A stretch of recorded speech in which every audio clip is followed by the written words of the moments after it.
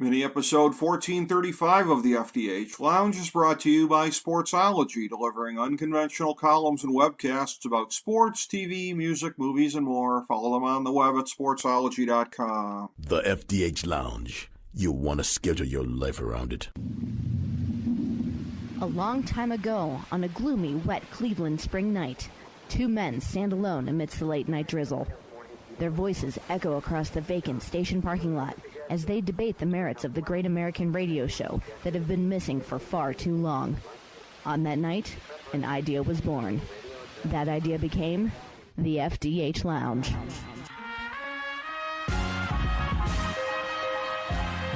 Welcome to the FDH Lounge. Hello and welcome to FDH Lounge mini episode 1435, our Billions Season 6 preview.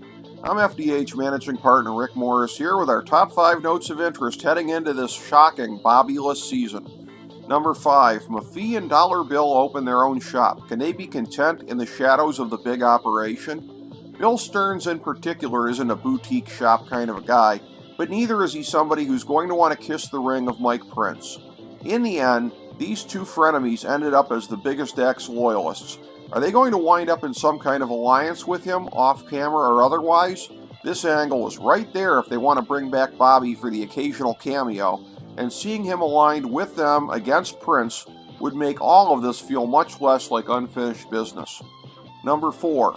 Since Chuck succeeded in making sure that Wendy and Bobby would never get together, will the Attorney General's ex-wife be out for revenge?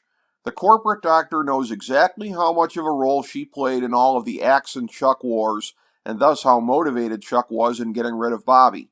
She's now working for Chuck's new arch-enemy, so if she wants vengeance on her ex-husband, she's in the right place to get it. Of course, her new boss was also responsible for driving Bobby out of the country, so she can't possibly have full loyalty there. Number 3. Will Taylor's innovations be more appreciated by Mike than they were by Axe? Bobby simultaneously took credit for bringing Taylor along and felt threatened by a skill set that he knew deep down surpassed his own. Now Prince has an ego, and it can lead him in some bad directions, but he doesn't seem to be as self-destructive in that regard as Bobby.